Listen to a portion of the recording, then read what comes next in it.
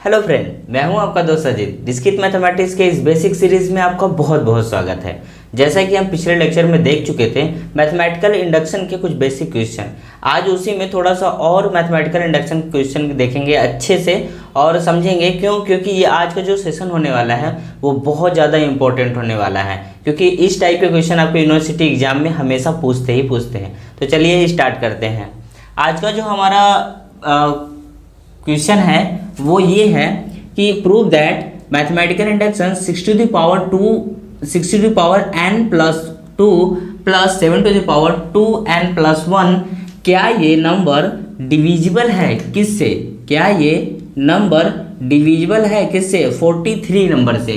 किसके लिए? फॉर सभी, मतलब ईच ऑफ इंटीजर, सभी इंटीजर के लिए क्या ये वैलिड है? चलिए हम देखते हैं। हमने तो हमारा ये क्वेश्चन है। अब हम इसको सबसे पहले हम लोग क्या करते हैं मैथमेटिकल इंडक्शन में, सबसे पहले हम इसको एक स्टेटमेंट फॉर्म देते हैं। स्टेटमेंट फॉर्म क्या है? P of n such that कि 6 to the power n plus 2 plus 7 to the power 2n plus 1 अगर क्या है 43 से डिविजिबल है, तब हम बोलेंगे कि ये मैथमेटिकल इंडक्शन को फॉलो अप कर रहा है। तो जब हमने ये स्टेटमेंट लिख दिया, अब हम क्या करेंगे? वन बाय वन चेक करेंगे। पहला जो हमारा है इंडक्टिव बेस। इंडक्टिव बेस में क्या होता है? इंडक्टिव बेस में हम सबसे पहले n इक्वल टू 1 के लिए चेक करते हैं। n इक्वल टू 1 के लिए जब हम चेक करते हैं तो जहाँ जहाँ पे n होता है वहाँ पे हम क्या लेते हैं? 1 रखते हैं। 1 रख करके इसको चेक करते हैं। देखिए इसको लिखने का ये जो तरीका है, आप इसको जब यूनिवर्सिटी एग्जाम आप देंगे ना तो आपको ऐसे ही लिखना है, ठीक है? इसमें कोई ये नहीं कि सॉर्ट आउट कर दिया फिर ऐसा वैसा नहीं करना है। तो ठीक, P of 1 6 to the power n के जगह पे 1 plus 2, ठीक है, प्लस 7 2n, n मतलब 1, 7 to the power 2 1 plus 1, ये वाला प्लस 1, ठीक है? ये हमने इसको ऐसे लिख दिया। अगर हम इसको मतलब मैथमेटिकल फॉर्म में लिखते हैं तो 6 to the power 3 हो जाएगा, प्लस अब यहाँ पे 7 to the power 3 हो जाएगा।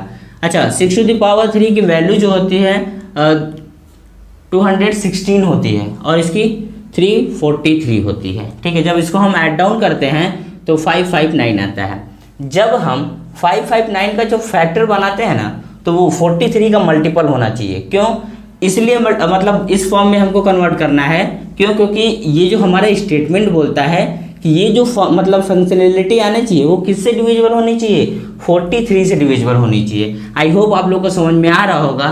देखिए जब हमने इसको फॉर्म में ऐसे कन्वर्ट कर दिया तो हम ये बोल सकते हैं कि 559 43 से भी डिविजिबल होगा। आई होप आप लोग को समझ में आ रहा होगा। दूसरा जो है, तब हम इसको स्टेटमेंट लिख देंगे कि then P of 1 is also true. दूसरा हमारा है इंडक्टिव हाइपोथेसिस। इंडक्टिव हाइपोथेसिस में हमने बताया था आपसे कि क्या करना होता है। इंडक्टिव हाइपोथेसिस बेसिकली सभी इंटीजर के लिए, जैसे n इक्वल टू k के लिए हमको क्या करना पड़ता है? प्रूव्ड करना पड़ता है। तो जैसे P ऑफ k, ये हमारा स्टेटमेंट हमको हमेशा, हम आपसे बार बार बोल रहे हैं कि ये स्टेटमेंट आपको हमेशा लिखना ही लिखना है। P of k 6 to the power k plus 2, जैसे n plus 2 की जगह पे जहाँ n था वहाँ क्या लिखेंगे? k लिखेंगे, ठीक है? फिर 7 to the power 2n plus 1, 2n की जगह पे k तो 2k plus 1, ये समझ में आ रहा है? ये भी समझ में आ रहा है। हम बोल सकते हैं क्या कि अगर ये नंबर है तो क्या ये डिविजिबल है 43 से? ऑफकोर्स डिविजिबल है। तो जहाँ पे क्या n था वहाँ क्या लिखेंगे? k लिखेंगे। तो that is 6 to the power k plus 2 plus 7 to the power 2k plus 1 equal to 43 into x. अगर हम इसको x की वैल्यू की अगर हम बात करते हैं तो ये नंबर इस 43 से डिविजिबल होगा, तभी ये इसके, अगर ये 43 से डिविजिबल है तो हम इसका बोल सकते हैं कि इसकी कितने भी सारे मल्टीपल हो वो उससे डिविजिबल होंगे ही होंगे, ठीक है? ये हमारा हो गया हाइपोथेसिस। तीसरा हमारे पास क्या है? Inductive step. Most important. क्यों? क्योंकि इसी से हमको पूरा फाइनल आउटपुट निकालना पड़ता है, ठीक है? आई होप आप लोग को धीरे धीरे समझ में आ रहा होगा कि हमें क्या करना है। अब n equal to k plus 1 के लिए चेक करना है। देखिए स्टेटमेंट हमने क्या लिख दिया? P ऑफ k प्लस 1, जहाँ n था वहाँ पे हमने क्या लिख दिया? k प्लस 1, ठीक है? तो n ये 6 to the power n plus 2 मतलब k plus 1 plus 2, 7 to the power 2n plus 1 मतलब 2 इंटू के प्लस 1। जब इसको हम राइट डाउन करते हैं और हम ये स्टेटमेंट फॉर्म में लिखते हैं कि यह डिविजिबल बाई 5 है, डिविजिबल बाई 43 है या नहीं, तो हम क्या करेंगे अब देखिए। नाउ हम इसको अब मॉडिफाइड फॉर्म में लिखेंगे। अच्छा, ये और ये यहाँ तक तो समझ में आ रहा है, कोई डाउट नहीं है। अच्छा देखिए 6 के पावर के, ये हम आपको समझाना चाह रहे हैं। ये जो है ये पोर्शन मैंने ऐसा क्यों लिखा है, देखिए 6 के पावर के, ये वाला के 6 ये प्लस 1 और 6 के पावर 2 ये प्लस 2। आप करके देखेंगे ना, आपको एकदम 100% समझ में आएगा कि मैं क्या कर रहा हूँ। इसका एक मैंने जनरलाइज फॉर्म लिख रहा हूँ। देखिए 7 टू द पावर 2 है तो 7 टू द पावर 2 लिख दिया। देखिए अगर इसका मल्टीप्लिकेशन आप करेंगे तो 2k प्लस 2 होगा, प्लस 1 बचेगा या बचेगा, तो 7 के पावर 2 के, देखिए 7 के पावर 2 के मैंने लिखा है यहाँ पे, ठीक। अब बचेगा 7 के पावर 2, 7 के पावर देखिए 2 भी लिखा है मैंने।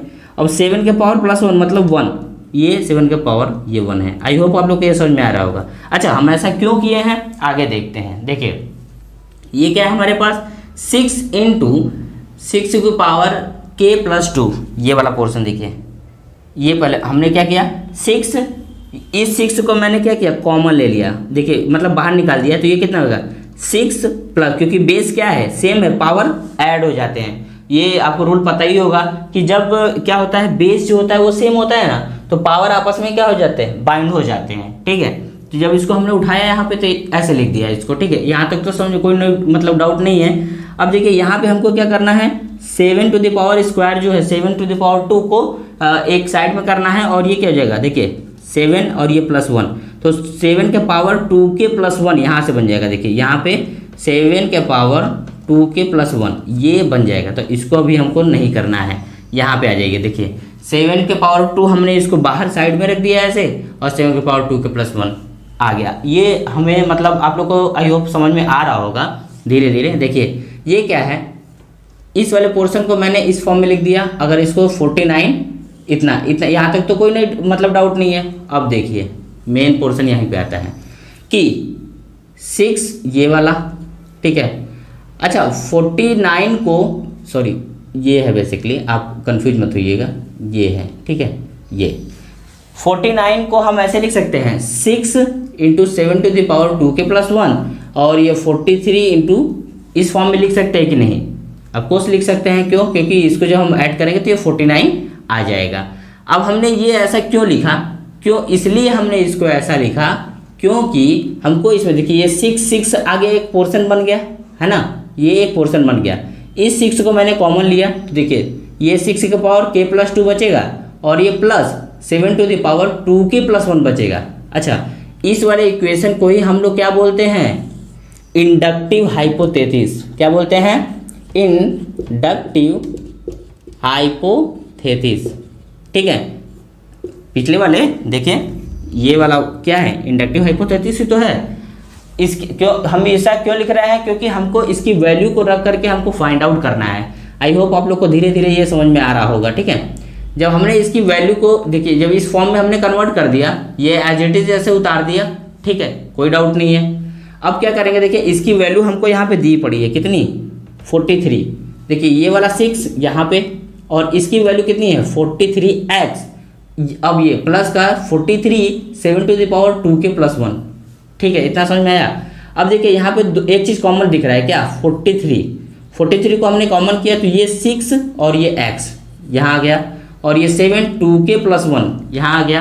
अब हम बोल सकते हैं, क्या बोल सकते हैं, देखिए ध्यान से, हमने बोला था कोई भी नंबर अगर डिविजिबल है, ठीक है, कोई भी नंबर क्या है डिविजिबल है, तो उसके मल्टीपल भी डिविजिबल होंगे, ये कॉमन फैक्ट है, ठीक है। देखिए ये 43 है, अगर ये डिविजिबल है 43 से, तो ऑफकोर्स ये भी इसका जो मल्टीपल होगा, अगर साथ में ही है तो ये ऑफकोर्स क्या होगा डिविजिबल होगा। तो हम लिख देंगे आर आल्सो डिविजिबल बाई 43। जब ये 43 के लिए हम देख लिए कि क्या आ रहा है डिविजिबल आ रहा है, तो हम ये बोल सकते हैं कि so it is true for pk plus 1, सभी वैल्यू के लिए ये सही है, ठीक है। ऐसे हम इसको प्रूव कर देंगे, ये हमारा फाइनल आंसर होने वाला है, ठीक है। आप इसको जहाँ ना समझ में आता हो आप इसको फिर से अपने से करेंगे, क्यों, क्योंकि ये मोस्ट इम्पोर्टेंट टॉपिक है। मोस्ट इंपॉर्टेंट क्वेश्चन है ये, यूनिवर्सिटी एग्जाम में जब आपका रिटन होने लगेगा उसमें कंफर्म पूछेगा ही पूछेगा, ठीक है। चलिए अब हम बात करते हैं अपने दूसरे एग्जाम्पल के बारे में, ठीक है, क्योंकि ये भी ऐसे टाइप के क्वेश्चन आते हैं तो अक्सर हम लोग कंफ्यूज हो जाते हैं। कंफ्यूज नहीं होना है, वन बाय वन उसको क्वेश्चन को प्रॉपर तरीके से सॉल्व आउट करना है, ठीक है। देखिए हमारा जो क्वेश्चन है वो बोल रहा है कि सो दैट 1/1 इंटू 2, मतलब इंटू 2 बेसिकली नहीं है, 1 2 है, ठीक है, प्लस 1/2 3 प्लस ऐसे ही चल रहा है, ठीक है। एक सक्सेसिव एलिमेंट मतलब बार बार उसके मल्टीपल के मतलब फॉर्म में चलता चला जा रहा है इस फॉर्म को। क्या यह n/n+1 के इक्वल है? यही हमको प्रूव करना है किसके थ्रू?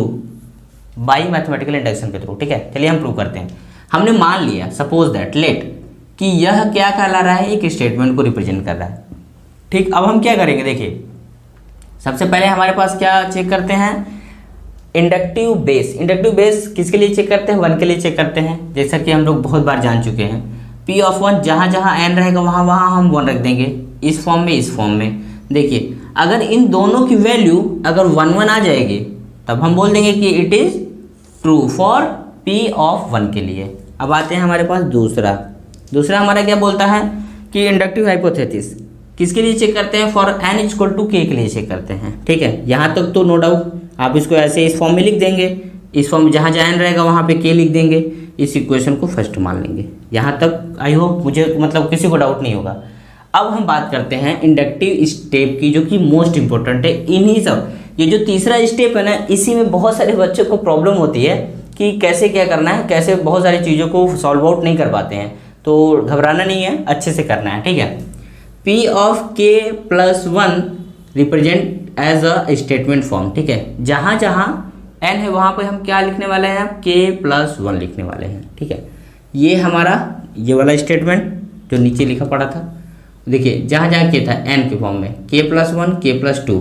अच्छा ये वाला पोर्शन हम क्यों लिखते हैं, हम आपको बहुत बार बता चुके हैं, आप इसको देख लीजिएगा, नहीं अगर किसी को डाउट होगा तो फिर भी हम बता रहे हैं। जैसे 1 2 3 होता है तो अगर ये n है तो ये n-1 होगा, मतलब अगर ये k+1 है तो ये k वाला टर्म होगा, ठीक है। अब ये डाउट नहीं होना चाहिए। अब हम क्या बोलेंगे, ये वाला पोर्शन देखिए इतनी की वैल्यू हमको क्या है पता है, फ्रॉम इक्वेशन फर्स्ट से, देखिए फ्रॉम इक्वेशन फर्स्ट से, ठीक है ना। ये इतनी की वैल्यू हमको क्या है बेसिकली पता है, कितनी होती है k/k+1, और ये वाला इस फॉर्म में, और यहाँ पे हमने इसको इस फॉर्म में रिप्रेजेंट कर दिया, ठीक है। अब हमको क्या करना है, इसको सॉल्व करना है। देखिए इसका जब हम एलसीएम लिए कितना, k+1 और k+2 है ना, जब हम इसमें डिवाइड करते हैं तो k+1 कैंसिल हो जाएगा, बचेगा क्या k+2, तो ये वाला k और k+2 का मल्टीप्लिकेशन हम कर देंगे और ये प्लस का 1 बच जाएगा। क्यों? क्योंकि इसको एलसीएम डिवाइड करेंगे तो 1 आएगा, 1 × 1, ठीक है। ये कर दिया। अब हम इसको सॉल्व करेंगे। देखिए k² 2k और ये +1, ये हो गया। ये क्या होता है, k+1 का होल स्क्वायर होता है, ठीक है। अब एक ये कैंसिल हो गया, अब ये आ गया हमारा RHS। ये देखिए क्या ये RHS के बराबर है कि नहीं, अब कोस क्या है, ये RHS के बराबर ही है। LHS को उठाया हमने, LHS को उठाया, RHS को प्रूव कर दिया। हम क्या बोलेंगे कि तब it is true for Pk+1। चलिए आज के लिए इतना ही रखते हैं। कल का हमारा जो टॉपिक होने वाला है वो मोस्ट इम्पोर्टेंट है, सो बने रहिए मेरे साथ, घर पे रहिए, सुरक्षित रहिए, अपना ख्याल रखिए, ठीक है। Thank you so much.